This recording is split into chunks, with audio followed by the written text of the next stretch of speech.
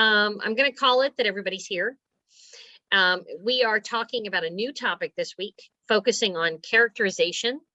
And since I've already talked about character in the past, and we will renew that discussion, I thought I would talk about specifically characters and building relationships, or demonstrating the building and changing of relationships, which for people who write relationship-based books, whether they happen to be romances or whether they happen to be,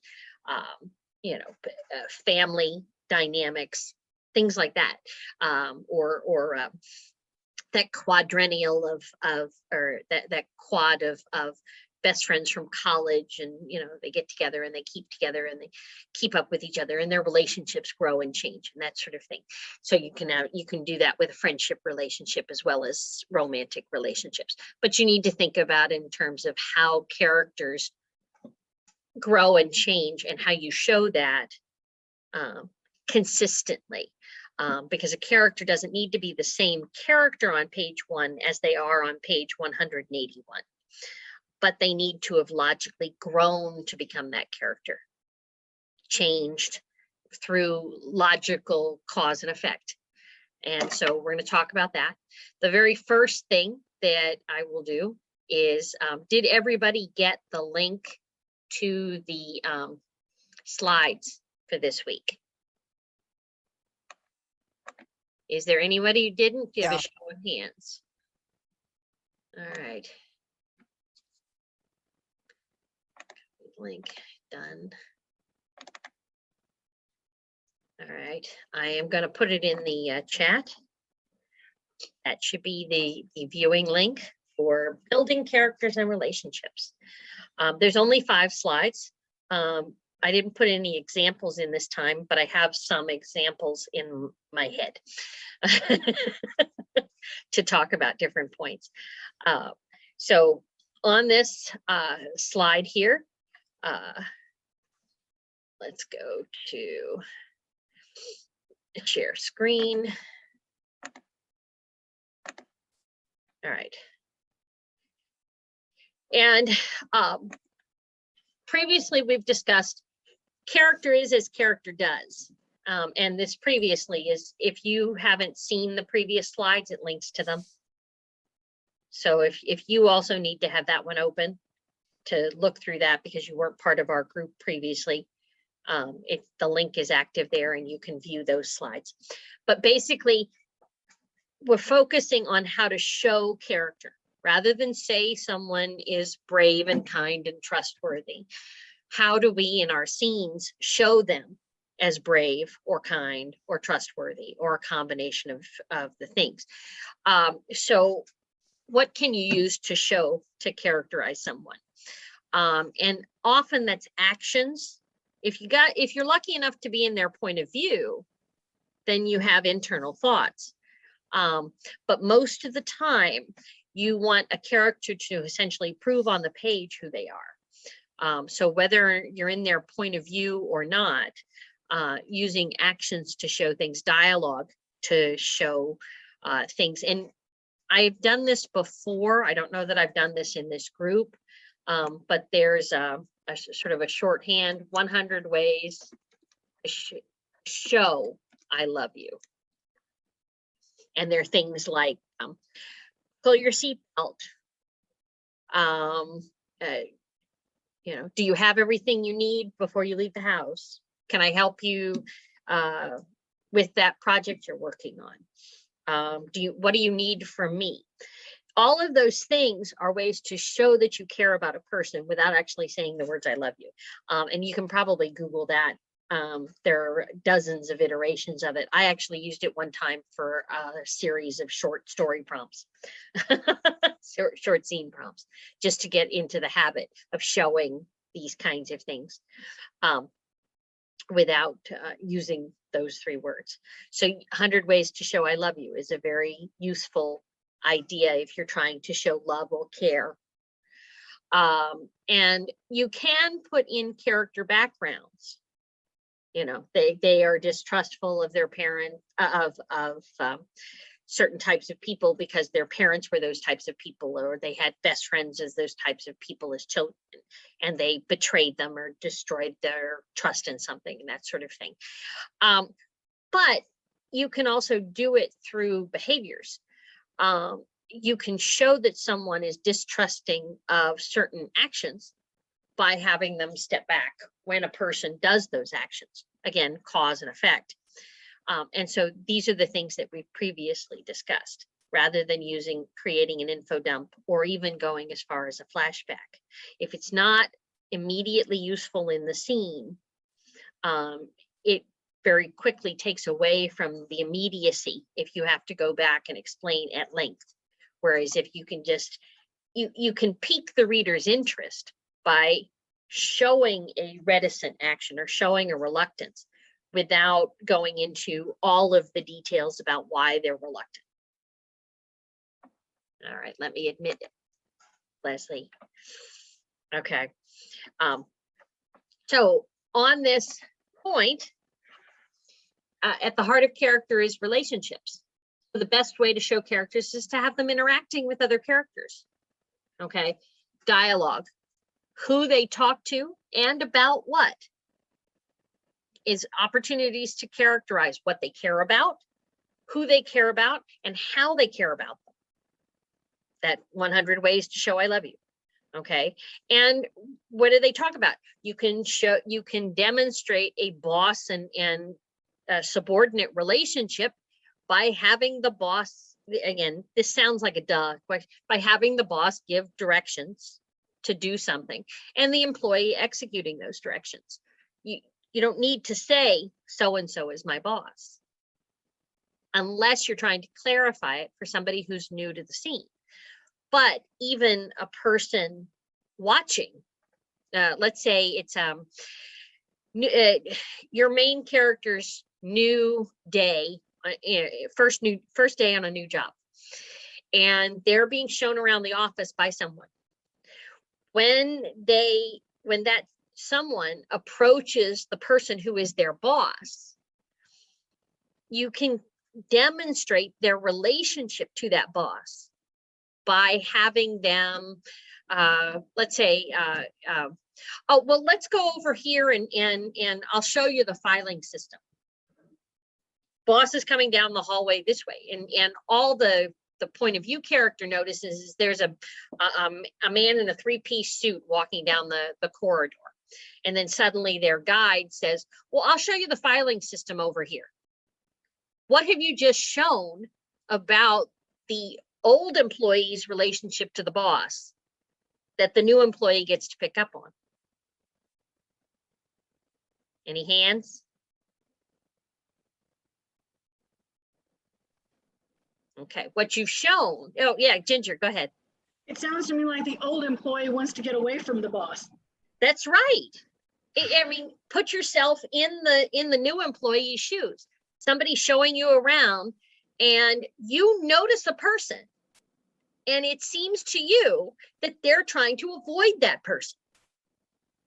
You know, you could even in peer relate, you know, how do you quickly pick up on who's the busybody at the office? A person who doesn't want their business bruited around is going to avoid them. Okay, or you get the comment, well, if you tell so-and-so, it'll be around the office in about 3 seconds, right? You never hear the word they're the busybody. You're seeing and hearing evidence that they are the busybody. And that's character presentation. Okay.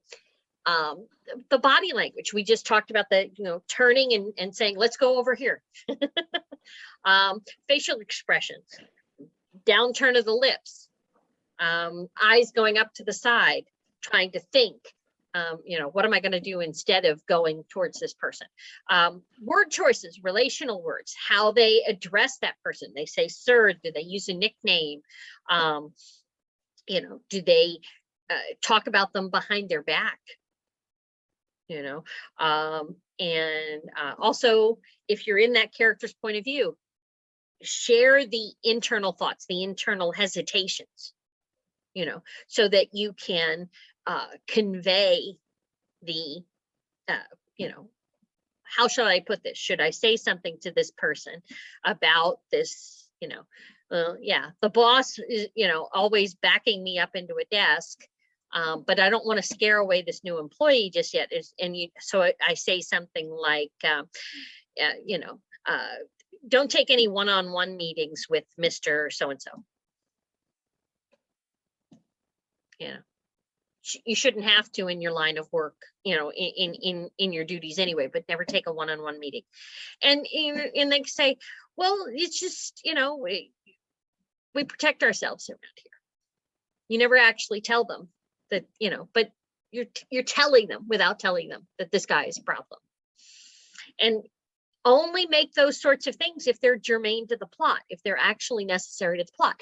If later on in the story, being caught alone with him is a problem, or is expected, is going to be a problem that you want your character to solve, then that's foreshadowing, letting them know that this is a guy we're not alone with him. Okay. Again, this is a static view. This is that character's relationship to that character at that moment in the story. So in this case, we're not talking about just a single scene. We're talking about now, how do I further that idea in the next scene? Or what scenes do I need in between to show that there's going to be a change? Okay. Main characters should grow or fight their growth. It's entirely possible that I don't want to change. I've been very safe. I've been very happy in my little cocoon. I don't need to change. Something forces them to change. That's what story is. Okay. Every character you give a point of view, and we've talked about this before, every character you give a point of view should have a goal. Okay. Either getting something or the frustration of not getting something that they want. Okay. And that's how they will change. As we talked about last time, a character with a point of view deserves a goal. And a goal is always based on this idea, I am not perfectly happy with what I have or am right now, and I want to become or do something to change that. A supporting character is going to have their goal. And they're going to be in a mood because their previous scene where they got the point of view and they were frustrated, and they're going to be in a bad mood. That's going to affect how they react to the character the next time they interact with them. Whether it's the character they're having the problem with, everybody's been in this situation. You have a really good friend and you get together because you all agreed to get together for coffee. Okay. And you notice that friend is kind of sour, or they snip at you in a way that they haven't done before, and you wonder, is it something that I did? And then you find out, no, it's just they had a really bad day at work, or they've had a really bad week at work, and they haven't yet shaken it off. But that becomes the way that they relate to you, because that's their mood at the moment, and that governs their feelings. Also, you can have, though, a direct souring relationship. In the intervening time, they learn something about somebody. And then when the next time they meet that somebody in the story, their attitude towards that person is going to change. Okay. I used an example. This is about how we categorize a person, determining how they interact with them. So in a very basic example, and yes, you treat many people, treat clerks, as people, as human beings and stuff like that. Okay. But if you thought someone was just a clerk, okay, and you were asking for help in a store, and they're perfectly happy in helping you, and they do whatever it is, but then you later discover that they're the CEO of the company. You may go back through your reaction to them and your interaction with them previously and go, why didn't I pick up on it? Well, they were just a nice person. I wonder if that means that they're just a generally nice person, even though I have this feeling that, CEOs never lower themselves to working on the floor. Well, this guy is different. Oh, that actually becomes a basis for changing a person from, well, yeah, they're attractive, but they're out of my league, to, oh, but they're just an ordinary guy. So you can transform a character's interaction by giving, contradictory information, or having them unearth different information about them when they're not together. Okay. So I'm thinking about one scene in particular, or one in You Got Mail. Meg Ryan's character is a shop owner, and she's met in her shop. She introduces herself as Cecilia Kelly, and I own the shop. When he's first talking to her, before that information comes out, he's just talking to her as the clerk behind the counter. He knows he is an owner of a rival business.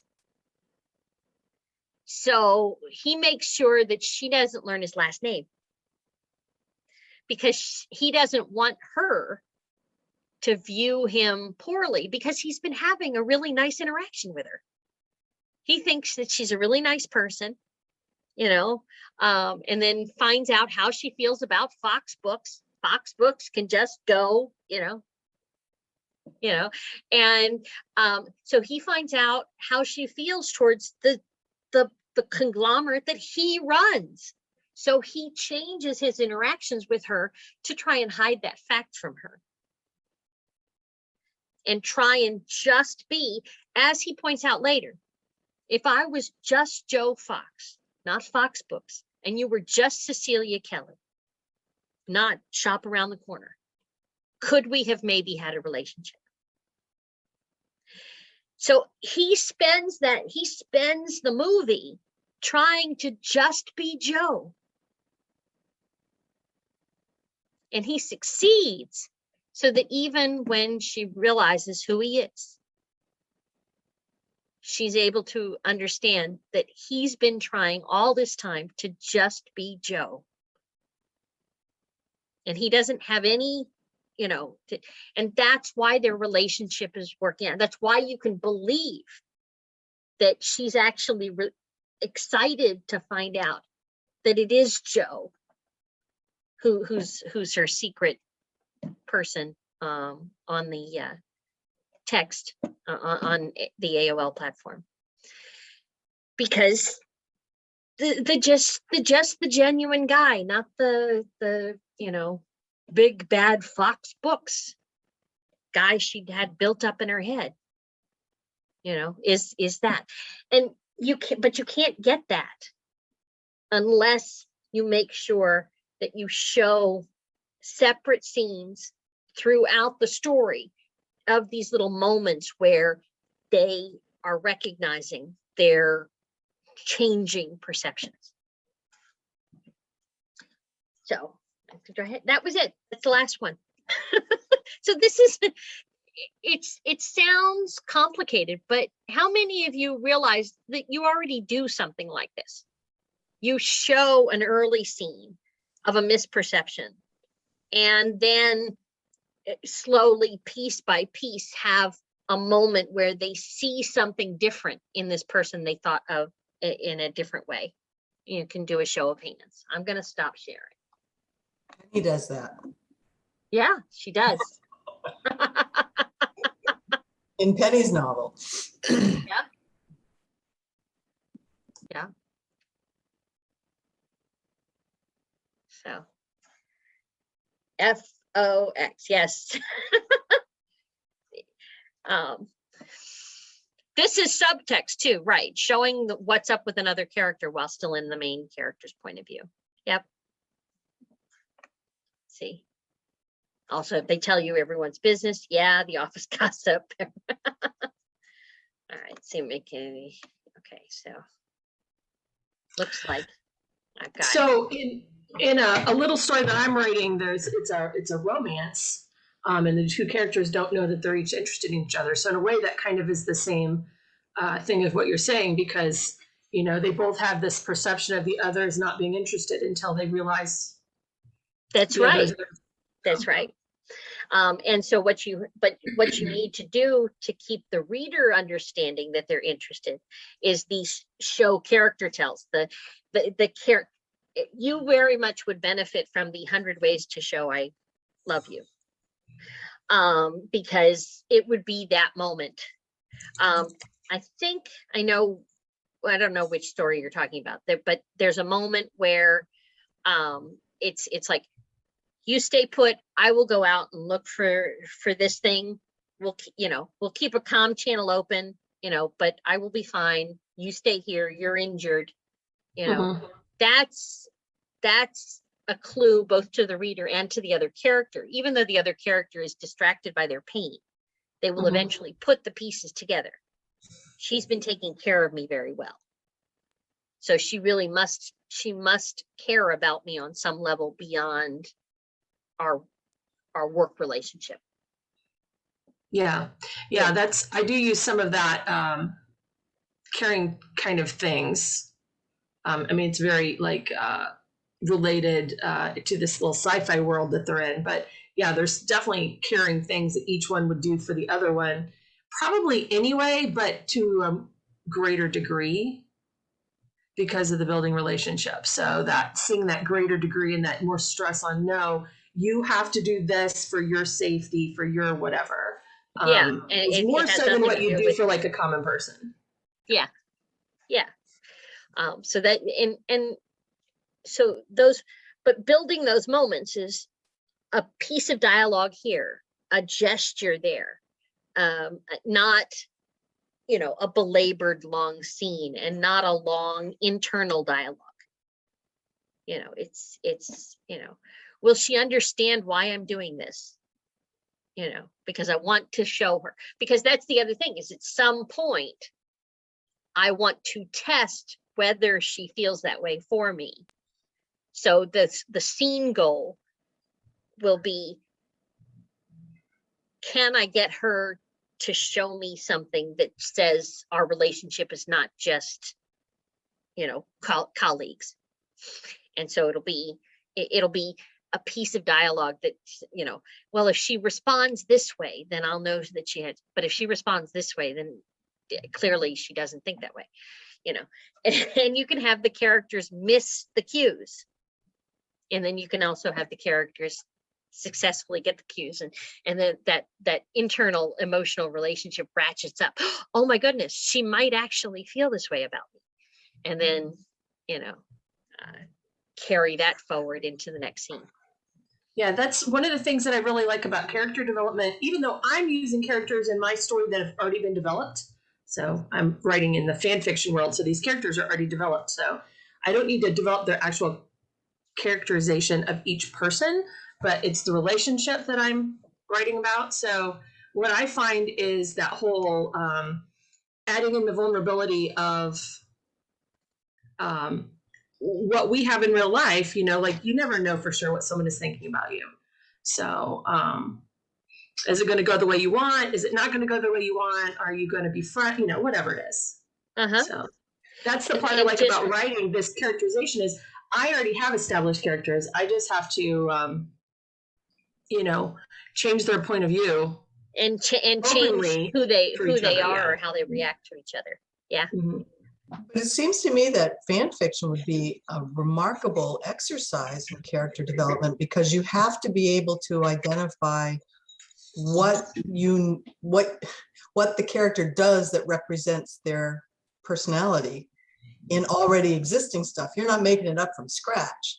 So it seems like that would actually be quite challenging, and really you have to understand characterization really well to write that. Yeah. It's been a challenge for me. I don't know if it's been a challenge for anybody else who's done fan fiction, but it helps that I absolutely adore these particular characters. So you know them inside and out, probably. Rewatching something is not a hard research. Indeed. Is it not hard research time? That's it. I Well, love you know, it. everybody gets their own headcanon, right? So you have your headcanon of who you think these characters are is not really all that different from writing an original character, I think, because who I perceive this character to be is going to be completely different than who LZ might perceive this character to be. And so in that way, it is kind of like an original character because I've got my own headcanon about them. Mm-hmm. Yeah. If that makes sense. Yeah. Yeah, and I think the challenge in fanfic is staying close enough to the original canon and being able to add in your own characterization to them It's the as well. logic. Yeah, Yeah. it's a really fine line, and you don't want to take them too far out of their original character, but you don't want them exactly. I mean, you want to add your own stuff. Yeah. The death knell of a fanfic writer is OOC. Out of character. You put them in Mhm. a universe. Yeah. So you need to be, that's very interesting. I don't know anything about fan fiction, but it strikes me as what you just said.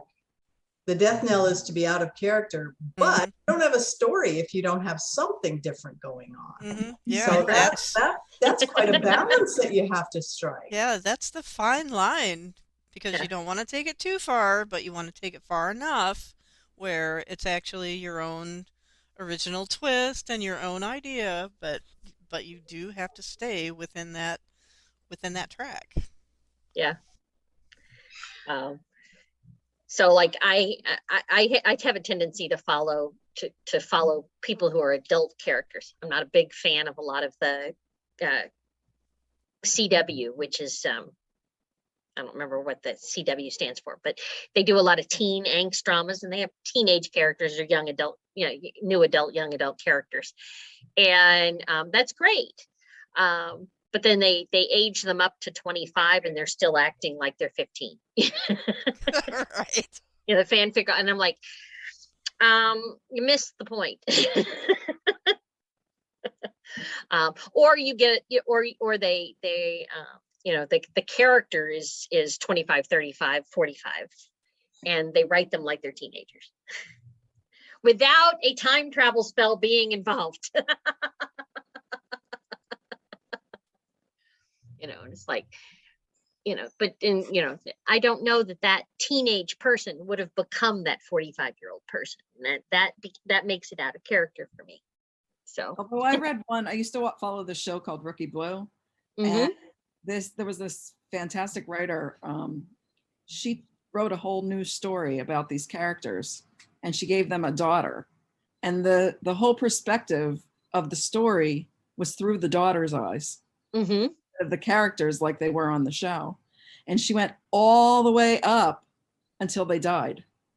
Like, really, really, except that for the daughter was still alive, but right. It was a really fantastic portrayal of something that was never shown on the show. And she took the secondary characters too, and we found out what happened to them, and it was pretty true to what probably where the story would have went if that happened. That's awesome. Right. And really taking the point of view of essentially an original character, the daughter allowed the writer to do all of this characterization that we're talking about, and give it a new context, because we've talked about this before. Point of view and perspective are all based on what you perceive to be accurate. And so the character looking at her mother's, you can see those actions, and then you're interpreting them, and then you're, giving them your lens. And so it actually makes it really easy to justify all sorts of changes to do that kind of development.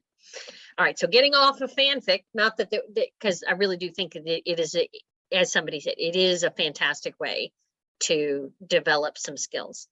But when we're talking about original characters, I don't like to always make this comparison, but it is useful. If you don't know your characters, I don't recommend filling out character sheets as much as I recommend writing a scene in their point of view, not from the story, but from earlier in their life or some disconnected thing. This is a good time for those situational prompts. Your character goes in and orders a cup of coffee at a, Starbucks or something. And you take that and you write the scene from their point of view. What are they concerned with? Do they like coffee? And they look up and say, well, they have a cocoa up there, or, but they told somebody they would meet them there at the coffee shop, and how do they feel about meeting that person and not being a coffee drinker and being, so you start being able to address how they want to appear to others. And through that, learn much more about their character than just writing a scene that's in the story. And also, more than really, I think more than those character sheets could ever possibly hope to explain. Listing the facts versus all this contextualized thing. Because how did you learn about who your best friend is? Through the shared experiences that you have, through the conversations that you had about those shared experiences, getting some of their reflection, getting some of their reactions to things and stuff like that. So you learned about who your best friend was in real life through this much more organic process. I think we should learn our characters very similarly. But I'm not. I don't know that that's a very popular strategy, but it's one that I find works best. Oh, hot chocolate. I'm a tea drinker. I've had to have meetups with friends at coffee houses, and and I'm like, if I don't order, I do drink coffee, but I do, it goes through my head. Would this group of people find it unusual, and or remark on it or not remark on it, or that sort of thing. If I openly ordered tea, do I arrive early and order the tea so that I just have a hot drink and they don't know what it is? Sounds like you're and maybe a closeted tea drinker. Yeah. But and that comes across as very, there's some self-esteem issues there, but that's also what I'm trying to say is that's how you would show a character with self-esteem issues, because they're very concerned about how other people perceive them. And something as innocuous as to what they order, you can do it with somebody. You have a character who's trying to be very careful on their diet, but they've agreed to go out to dinner, and the date, wants to go for dessert. Do I order a dessert and go off my diet? How will they perceive that? If at some point the diet comes up in the date, because they ask me, why did you choose fish instead of, steak like me? So, that sort of thing. People play out these scenarios in their head, always hoping for an outcome that leaves them in a positive light. And so go ahead and let that play out on the page. And if you don't have room for that particular lengthy play out in your book, you've at least now got a piece of dialogue or a crystallized sentence or two that you can borrow to put in the scene to show this, because you've already explored it. I know you had if on screen, if somebody's like a boss, a secondary character, say, you don't always have to see as a viewer that, you don't have to explain that that's their boss. That's right.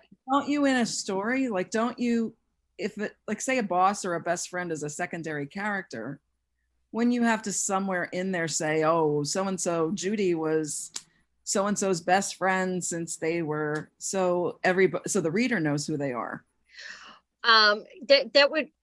That's telling. But what would be easier is having the best friend say, oh yeah, she acted just like that when I knew her in 6th grade. Do you see I didn't say we've been best friends all of our lives, but at least I've conveyed to the reader that we've been best friends since 6th grade. Other details can come out, oh my goodness, he's just like that, guy with the glasses you dated, when we were 16. Yeah. You can show a quick detail that expands. You don't need to reveal all at once that they've been friends since they were 6 years old. Just little pieces. And again, the relevant pieces in that scene that characterize the moment that they're dealing with now. Because yes, everybody's history informs their present. But not every moment of your history informs your present. So In that scene, we looked at the new scene that was submitted for this week. There were little bits and pieces of that where she talked about Sylvie and her being forever. And then she refers to a high school incident. So it tells you there that they've been friends for a long time. Mm-hmm. Yeah. Without saying it. Yeah, That's without right. saying the words, we've been friends for a long time. Yeah. So that's exact. So let's take a look at the scenes that were submitted and go through other points like that. So let's go back to share screen. And I have to close this and go to the all right. So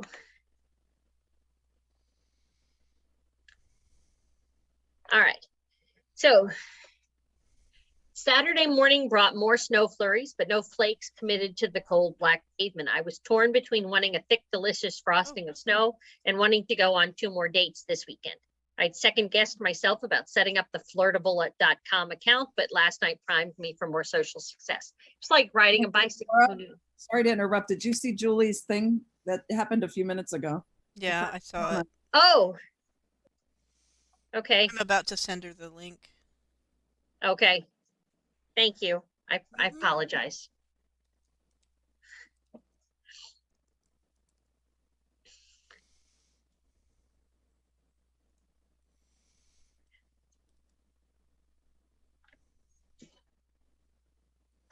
Oh yeah, this is Julie's piece. We definitely need her in here for this.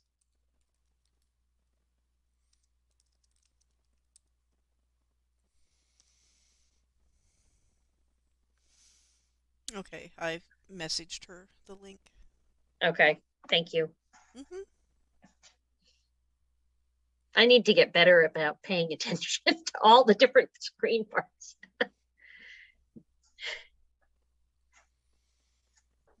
Penny has been helping me try to figure out how to get in on a regular basis. But I did just, Penny, you might be happy to know that I wrote myself a note about how to find the Google file and also where the Zoom is, because It's the same link every week, isn't it? yeah, and I have them. I have all that information. I just can't ever find it when I'm looking for it. Mm-hmm. I can never find Said anything. something about me. The reading thing. All right.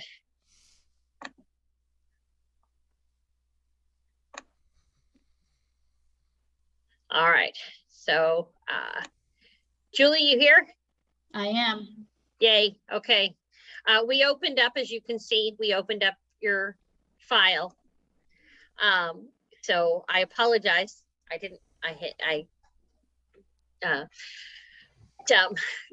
First thing that we're noticing, of course, is that we have a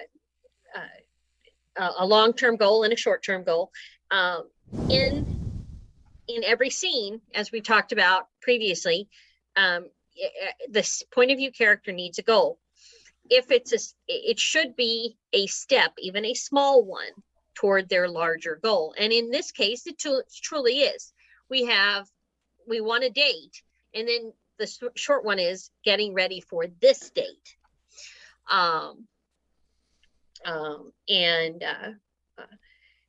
The characterization we're focusing on this week is, how does she feel about those dates? How does she feel about trying to go through this process?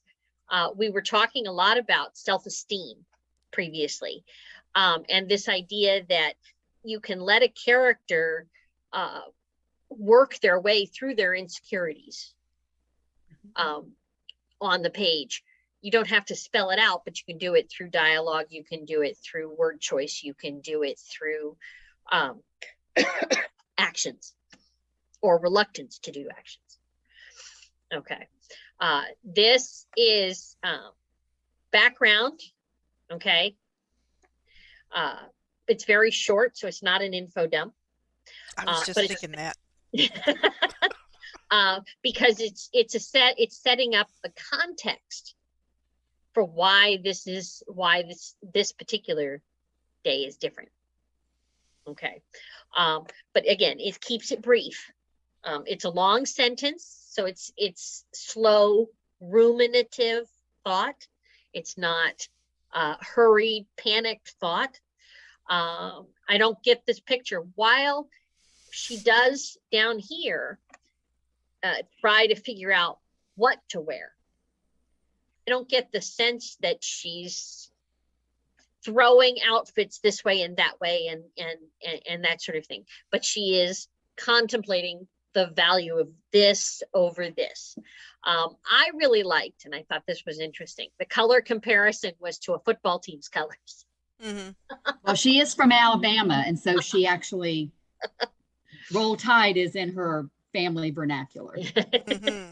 Well, and the thing is, but that's a characterization moment. Right. What we choose to compare colors to, what we choose to note, and make connections with, all has to do with who we are as people. So it's Crimson Tide red. It's not brick red. Right. It's not, you know, fire engine red. It's Roll Tide red. It's Alabama red. It's Alabama red. You know, it's, you know, that tells us she's from Alabama, or, you know, or very close to it, you know, and gives us a picture of who she is and what she values. Now, also the fact that she jumps right to a collegiate sweatshirt not being the appropriate attire. I get the sense, and anybody else can tell me if I'm wrong, I get the sense that she's young. She's graduated from college, probably from Alabama. Okay. And she's in that I could be my collegiate self, you know, which I am trying to move away from. That's why, you know, but I could be my collegiate self, but I don't think this guy would really appreciate that. So she's in this nebulous, probably in her mid-20s.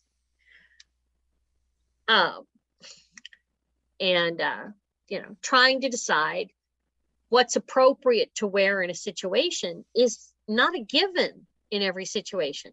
You have to think about, I was talking about prior to your arrival, I was talking about ordering a food or ordering a drink, you know, and wondering if that creates an impression that you know, with the people you're with, that is favorable. You know, I don't care whether they know that I like whiskey, or I don't care if they, you know, learn that I like tea, or, oh my goodness, this is I'll pick one. My mother is a member of the Daughters of the American Revolution, and she was having this conversation. She was having this conversation with me, and I have very little interest in it, but she was having this conversation with me about trying to pick out what to wear to the luncheon, and whether or not she should wear her pin representing her state, or whether she, which her, you know, she lives in Florida, or whether she should wear her Louisiana pin because that's her lineage, or whether she should wear her Massachusetts pin because the actual revolutionary that we're connected to, you know, was in Massachusetts, you know. and I'm like, Ma, are they really gonna know the difference? Well, somebody will remark on it.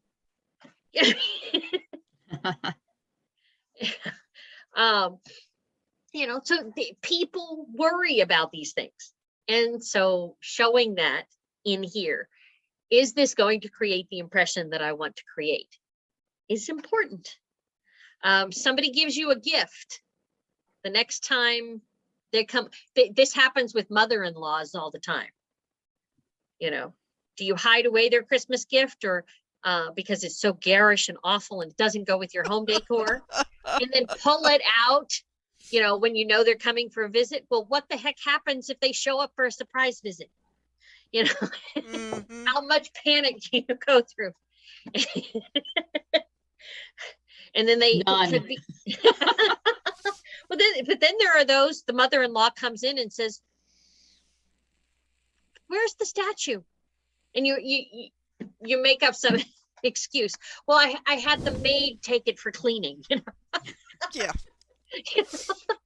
You know, and as they say, you know, when first we practice to deceive. Mhm. Yes. This little web of lies, and I would have thought it would have been back from cleaning by now. Well, they were backlogged. Yeah. They had to run on statues. Yeah, that's it. You know, you know, or it just gets, or it gets broken in a completely innocent thing, you know. But you don't want them mad at the child who broke it, you know. You know, why didn't you smack Johnny's hand away from it? He shouldn't have been anywhere near that child. Like, you know, I can't watch my kid 24/7. He does, you know, he's learning to be mobile. Every mother has known the child disappears inside the 3 seconds you turn around. Mm. You know, And shreds your living room drapes. it shreds or the cat, you know, shreds the living room drapes. My mother has a new kitten, and the kitten has decided it's mostly feral, so it's decided it needs not to poop in the litter box, but to poop in the garden outside. So it, you know, poops in the garden and buries it, but but then it also goes and eats a hibiscus bloom. You know, so like she'll notice in the morning that a hibiscus flower is about to bloom that day, and then the next thing she knows is before the end of the day, the half-open bloom is sitting on her living room floor. Oh, or present. being upchucked by the Uh-huh. it's like, but it's the same sort of thing. It's how do they react to that sort of thing is telling us what do they care about, you know. You know, what she's decided is she went to the store and she got some granules that are rumored to be able to, you know, they're supposed to be able to convince animals not to go near those areas, and you just sort of dust it on the top. So she cares about breaking her cat of the habit, but she's not, you know, not going to sit over the cat 24/7 and shoot it with, because that was another option, you know, get a water bottle and shoot it every time it heads for the, you know, for the garden. You know people who do that, who choose that option over that other option, you know, and it tells you something different about their character. So it's all of these things that are coming out when we talk about character, and it comes out in a sentence here, or a detail there, or a reaction in this one specific situation here. It doesn't need to come out, you know, all at once. Flashbacks are good and important if they are crucial to the main conflict. Okay. But you should also keep them to the essential parts of the detail, not all of the nuances. of the original scene. Otherwise, you would have started your story back then. It could have been your prologue. Does anybody have any questions about Julie's scene? Julie, did you have something you wanted me to make particular comment about? No, not, I haven't looked at this since March. Yeah, you were saying. I had thought I was going to toss it and not work on it. What happened was I originally started it in third person. And so then I changed it to first person and decided then to have chapters with the male character, the one she decides to keep dating, and have point of view from him. And I started off his first chapter and I thought, I don't know how to think like a man. And I had a really hard, I had never done it before, in that framework. I mean, in my other book, my other story that's still out there waiting, but it was third person, but you do weave in a male point of view just by what they do, right? But yeah. And what they say. But I was really struggling, and then I was waiting to get my other book back from someone, so I just was really anxious and thought, I'm not going to work on this now, and really didn't think I was going to ever work on it. And then all of a sudden, Sylvie here, she started talking to me about a month ago, and I decided that I was going to finish her story and try to do it at Nano. But I really don't. I mean, this is just a mess in a way. I mean, it's never been edited. I mean, it's only part of like the first chapter of it's not the opening scene of the entire book, but yeah. It's she's already had one date already. She's an idiot. She planned 3 blind dates in one weekend. And she hasn't dated in years, and so but this is typical of her. Well, just go at it whole hog and just swing for the bases, for the whatever. But so this is a pretty stressful weekend for her. So of course it's never been edited. I haven't even really thought about it, but I thought, well, it definitely has a lot of characterization in it. But, yeah. You get her personality talking to her friend Leslie. I'm glad that you think she's funny. I like the smelling her armpit bit too. I think that's I know. I thought that was hysterical. But anyway.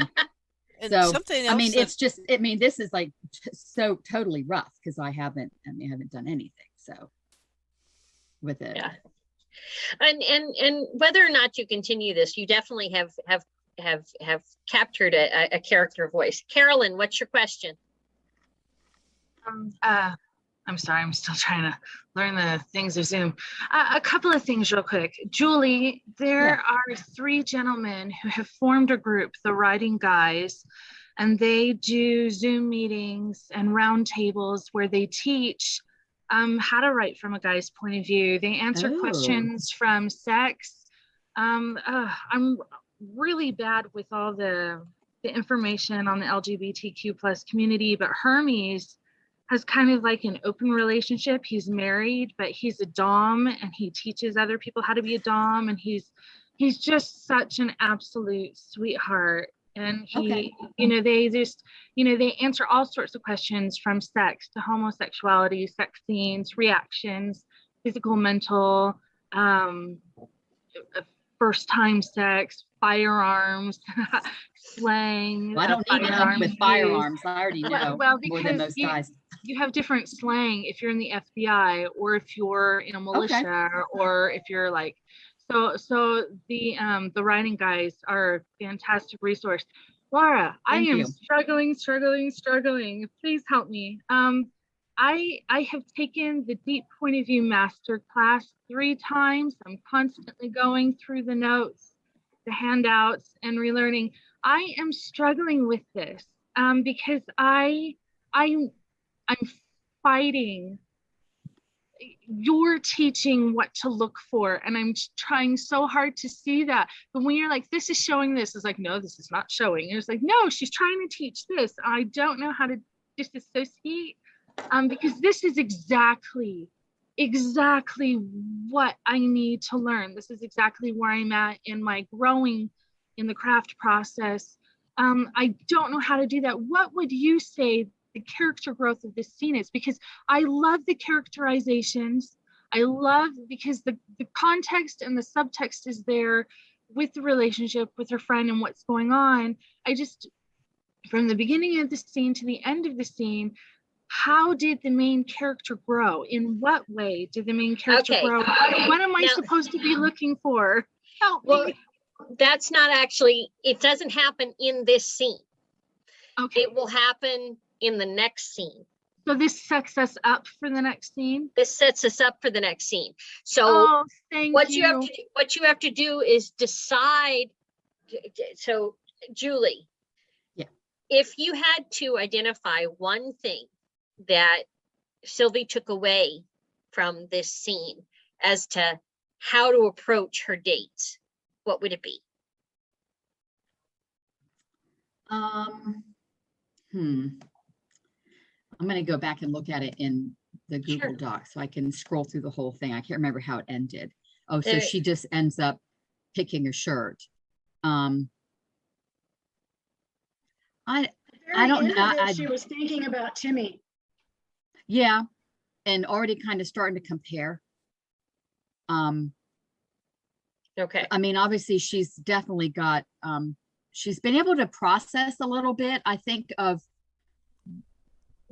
where she's headed with, well, not really where she's headed with these guys, but she's already starting to kind of click them into categories. Does that make sense? Yes. Yeah. Yes. So your next scene, and here, Carolyn, is the lesson for you. In the next scene, she's going to test this categorization process on the new guy. Right. Okay, so was the purpose of this scene to show the relationship between her and her bestie and Yes. and the dynamics? Because that really came across bold, clear, and absolutely beautiful. Okay. Uh, Thank you. It's to show how her best friend reflects her thoughts back to her. It's not just the relationship, because it's the goal of the scene is to get, as Julie pointed out, her to process her date and to begin understanding what she likes and doesn't like and what she sees in a male partner. The best friend is what we would refer to as a foil character. It is a way for the character to think out loud and have some, in this case, society thoughts reflected back to her, for her to be able to have a dialogue and process what she's doing. Right. Okay. But But she this- also uses Angie. She also has a, Angie is, Angie's really encouraging her. Angie's sort of the more flamboyant dater friend. And she doesn't live in town. She still lives in Alabama. And so in Birmingham. And so she, she wants to know everything. She wants to know about the date the night before. And Sylvie won't put into words. She won't describe the date to Ange until she's done all three of them. She wants them all to be done. And because and it's basically, I mean, I haven't really thought about this, but the reason, I mean, this is what I would do. And of course, Sylvie's not really much like me, but that she doesn't, Angie would push her towards one person or another if she had too much time to think about A over B over C and would start getting attached to them. She knows that about her friends. So she's just like, so she wants to be the filter of all male information to Ange. Ultimately, she's going to control who Angie likes because she's going to filter all that information. That's right. That's right.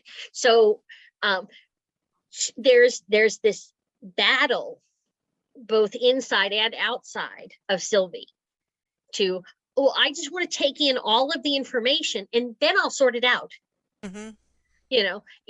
Stop making me, make decisions now. I don't want to make decisions now. Yeah, stop You know. pushing me. Stop Yeah. pushing me. But her relationship is friendly enough with Ange that she can't just say, stop pushing me. Mm-hmm. So she finds another medium. Yeah, she can through just which put to her find off, and Angie knows that. They've been friends since, they've Right. known each other, been friends for half their lives, and they just, she knows that she can push Sylvie all she wants, but Sylvie's only going to give so much. Okay, so let's get back to Carolyn's question. Okay. The idea here is not that the character will have transformed in this scene. It's that now they have either a minor success or a major success in their goal. And then they will test that in the next scene. So in this case, the growth is in understanding herself in this particular context of these blind dates. And so now she gets a sense of, this is where I'm going to go with this information next. And then the next scene, that the goal there is to test those conclusions. And that's growth. You learn something, then you test whether or not you learned it right. And there is also probably a minor point that strikes me is that she's really stretching herself to do this dating thing. Mm-hmm. And she really might not be all that eager to present herself in she might not be all that comfortable presenting herself in a certain way. So she needs Ange to help her go to the tardy girls section. And she needs emotional support to even kind of put on that persona, even though she does it really well. And she sounds very confident about it. The fact that she needs help and that she's struggling with matronly looking clothes, I think that's a real important part of what's happening in this situation. Yeah. Very, very perceptive. That's very good. Thank you, Leslie. See what you wrote, Jill? Oh my goodness. Such depth for there you go. First go. I thought it was just a hash of it. No, I thought I really liked it. This girl, I'm interested to hear more from her. I am okay, too. thank you. Me too. There is All a right. time November jump towards the end of it that really bothered me. Oh, talk.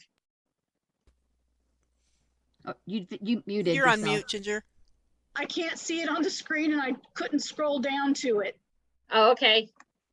Is it scroll down? It's towards the end of the scene. Okay.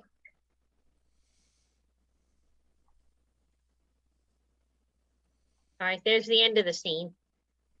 Girl, I'll be hugging my phone till you call. Hey, but if it's awesome, you can call me as late as you want. I'm glad I have you in my corner, girl. What's friends for? Ange and Sylvie forever. Is it or before that or after that?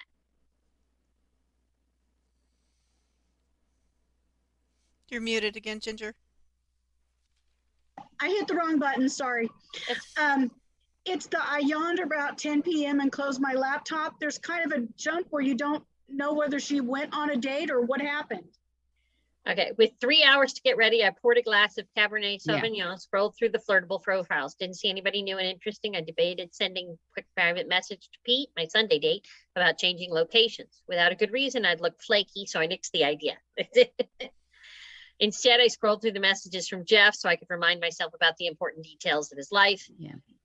I yawned around 10 p.m. That was a typo. I actually, when I saw this in the Google Drive yesterday, I left a note at the very bottom and realized that there was a time hop, and I just hadn't, this has been, I hadn't looked at this in 6 months. So I see that there's, she does, the next scene is her going on this date. So that paragraph needs to be deleted or moved somewhere else. So I don't know where it came from, but.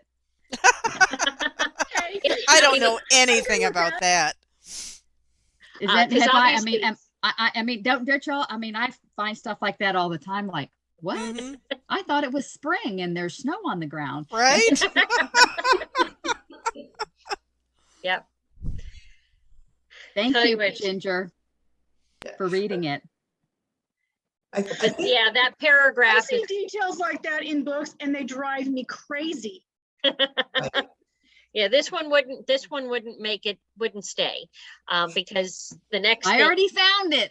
Because Julie's better than that. But the other thing too is, I think it's kind of interesting that she, even if you didn't intend it, that she is thinking about Tim when she's getting ready for her date with Jeff. That's a little bit of That's interesting. Yeah, and I thought it was really interesting how she made the hop from Timmy to, oh, it's Tim now. We're grown-ups now. Yeah. Well, and that's another characterization point. It's clear that she remembers Timmy as a childhood friend. Mm-hmm. Because Timmy would have been his name in, say, elementary school. Yeah. She would have recognized him in elementary school. Mhm. And Tim is, the adult. Yep. Yeah. I find it interesting that Jeff's my husband's name and Tim's his best friend. Well, So Julie, have you been over to Louis? yeah. I have not been to New Jersey in quite some time. So I haven't been scrolling through Luann's. I haven't been stalking her Facebook profile. So I will say, it's really funny, names are an issue as well. I mean, when I started thinking that I had a Tim, a Jeff, and a Pete, they're like three really quite ordinary American names, right? And should I have someone named Maxwell or whatever, someone who would just, because I could see, I mean, obviously she's going to end up with one of these pretty quickly, chapter 3 or something, but I mean, that's the plan, but because it's a contemporary Christmas romance, but it's like, I wondered about whether the names wouldn't blur together already in the first, chapter. Well, I think if you had like a Tim and a Tom and a Terry, I mean that might be an issue, but those three names I think are different enough that it's not an issue. And for me, if I start reading something that's got a really, I don't know, weird or unusual first name, I don't necessarily remember it better. Right. I might just gloss over it and make up my own name in my head. Well, there's also the danger of a reader thinking you're trying too hard. Yeah, and that too. Now, yes, diversity is a thing, and people have unusual names, and you can look to your immediate circle. Most of my students could look to their immediate circle and not find a single duplicated name that was that sort of thing. But you have to think about that, and how this is the verisimilitude. How accurate is it versus how realistic is it? and there are actually people who say, yeah, it's fiction, but no, that's not realistic. They have that sort of self-contradictory moment in their head. And so, well, can I say something since we're on that, on this topic, Sure. Just to see what the group says.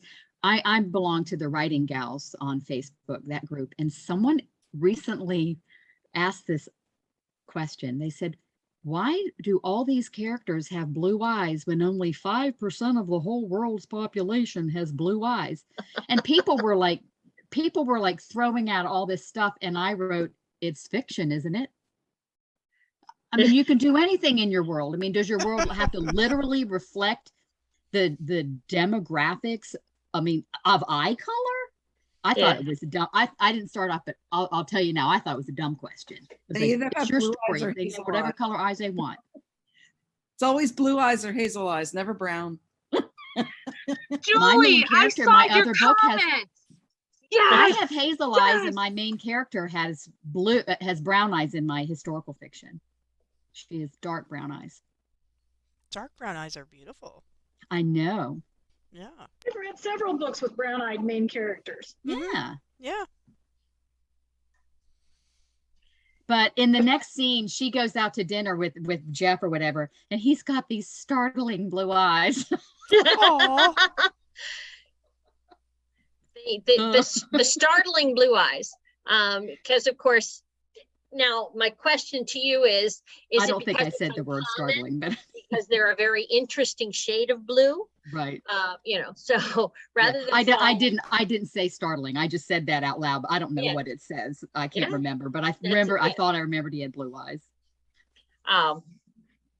And it can be unusual. I mean, my husband and I both have brown eyes, and so we expected our son, who's a light-eyed colored baby, to eventually become brown-eyed. He has blue eyes. Yep, you both have the recessive gene of blue eyes. We both have a parent with the recessive Yeah. blue eyes. Yeah. Yeah. But it was one of the, so yes, my sons, at a year old still had blue eyes, and that startled me. But that's, and actually they're sort of this hazel blue. They're not, sort of a pure blue, or they're sort of a dusky blue. But I would imagine somebody looking at his parents and then him and then going, how is it you have blue eyes? You remember high school biology? Yeah. But anyway, so does anybody, let's go to the next scene. It's a mutant gene, yes. All right, the next scene was 599 words. All right. This was sent to us by Leslie. And I made some comments through it because it sort of sent a little laugh. But Carolyn made the comment, that the comments are helping her see how this works. And Julie made the comment about the Zoom link in here. So let's see. I wanted to talk about this one here. Hey, Missy, yeah, you in the red shirt, what you doing there? We got the point of view character is Mackie. Okay. And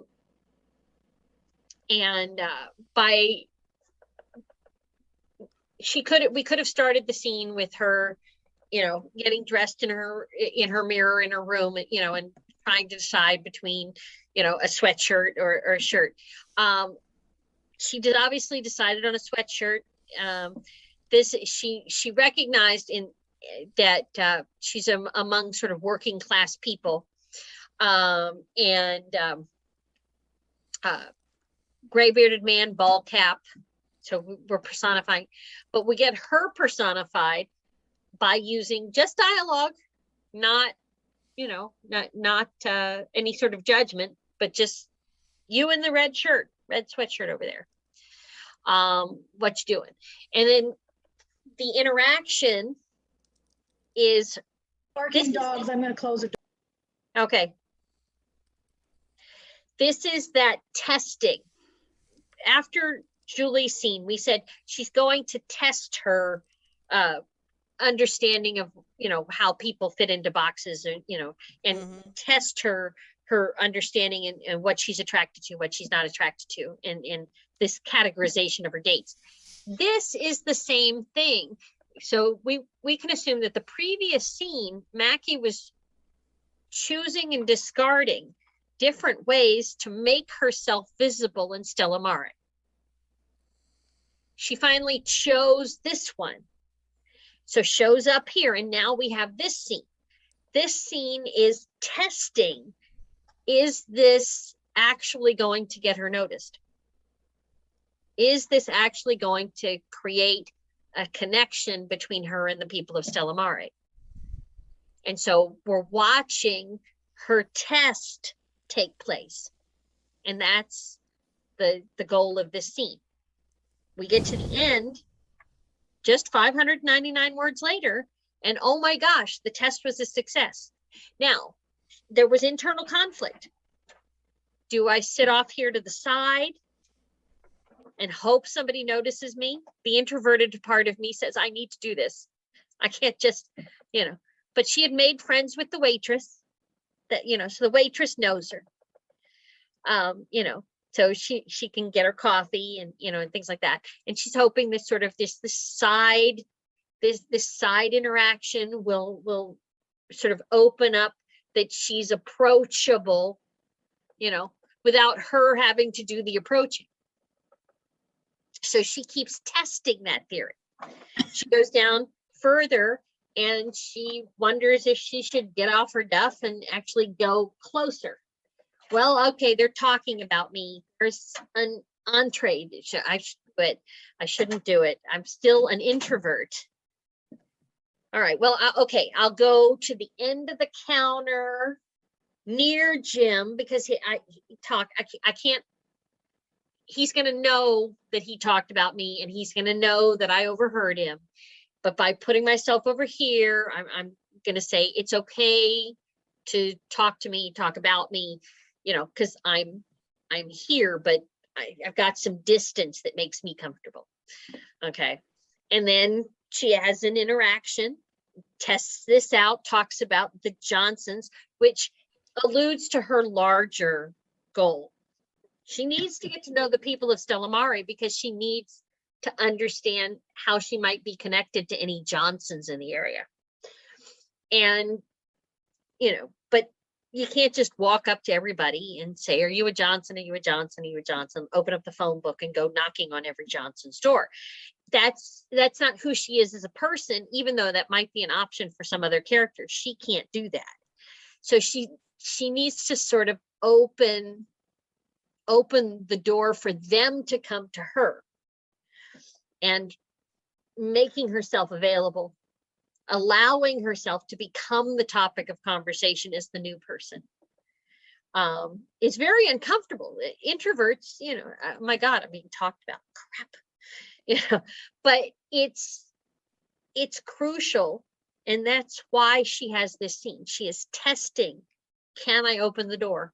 And then, oh my gosh, I opened the door and I think I may have, you know, an inroad to continue accomplishing this thing that I need to accomplish. So the characterization here is based on having made a decision to try a strategy, which is, this is character growth, Carolyn. But it's connected to something that happened in a previous scene. Did that help you there too? Well, to me, the character growth was quite obvious in this one, and your comments and pointing out the exact where it's happening. Examples of it. Just I keep, like I said, I keep getting because my brain automatically starts going deep point of view and how to flesh this out and go deeper and go raw with emotions.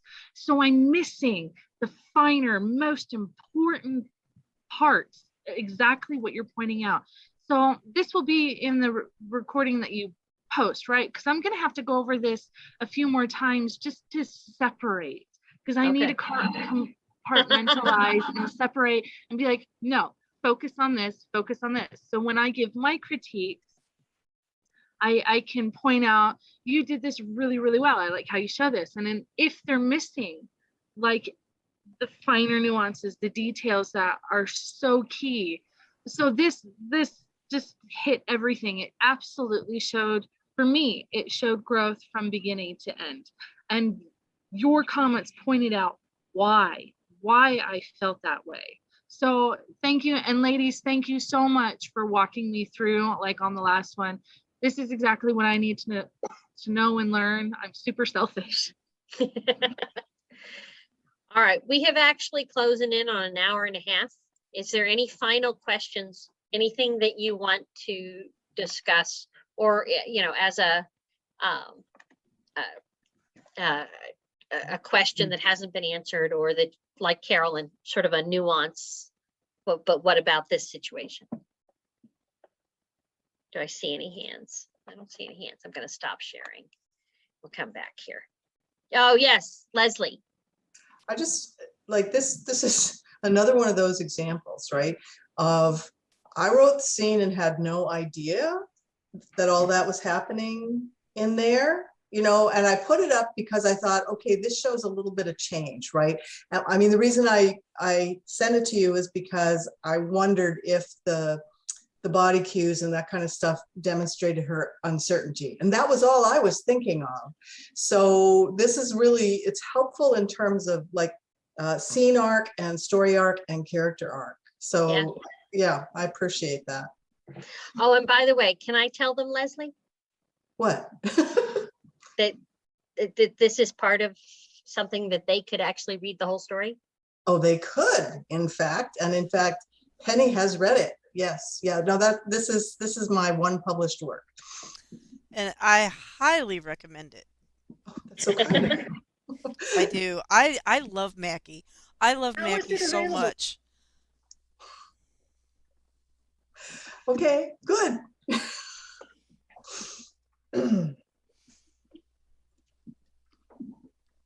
Leslie, how would we find it? Is it Oh, on that's the- a problem, isn't it? Right. Yeah, it's called A Talisman of Home, and it's written by Annie M. Ballard.